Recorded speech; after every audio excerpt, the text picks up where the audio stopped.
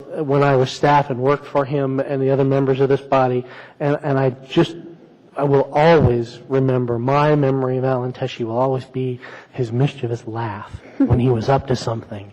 That's what I will always remember for the rest of my life. Thank you. Thank you very much. See you later, Talk to you later, Ken.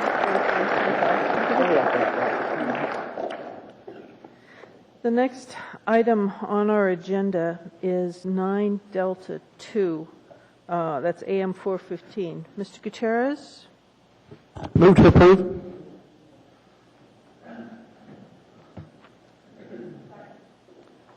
Go ahead, Mr. Gutierrez. Thank you, Madam Chair.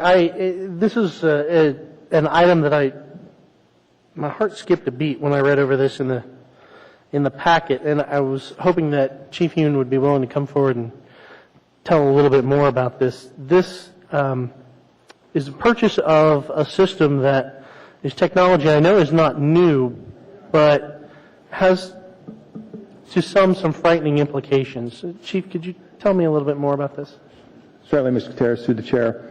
This was funded by a Homeland Security grant, and it provides the capability of tracking suspects' cell phone and additionally the ability to interrupt specific signals. For instance, if somebody had an IED device and we had information regarding that. The Alaska FBI has such a device. They have one of them with one operator. Unfortunately, coordination and availability of that specific unit and operator has made share use almost impossible. Now, this is, when you talk about the cooperative purchase of this is actually purchased off a GSA, a federal contract with a federal grant in lieu of going sole source here locally. So before we utilize this thing, you have to remember we have to get a warrant for the phone number. It's very closely controlled, and so the warrant that is needed to access the phone number, once we get that, then we use the device to locate the cell phone of a suspect. Once we locate it, we need to get another warrant to access where that phone's located, say it's located in a home or a car. So there's strict protections on that. And one of the other things the device is capable of doing, and we are prohibited by federal law from doing, is using it to eavesdrop on conversations. We cannot do that. Only the NSA and Homeland Security can do that. So I hope that clarifies any of your concerns. We certainly, it would be very useful when we have suspects, we can access their phone number, and following the parameters put forth by law, it's a very useful tool.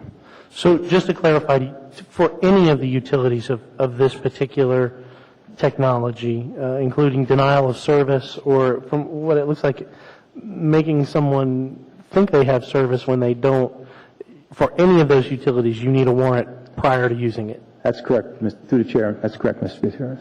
All right. Thank you. That's all, Madam Chair. Mr. Starr.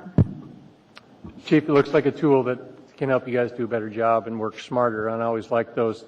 But it'll also, the way I see the technology working, you could also find somebody who's lost or perhaps a child that's been abducted, and you could track that person that way as well, correct? That's through the chair. That's correct, Mr. Starr, and thanks for pointing that out. I meant to mention that. Yeah, wonderful tool, and I hope you've got 4 officers or so trained up in the program. Is this the one where you've got some training dollars also implemented in it? That's correct. So hopefully we can expand the training and get others to use the useful tool. So I urge approval. So thank you.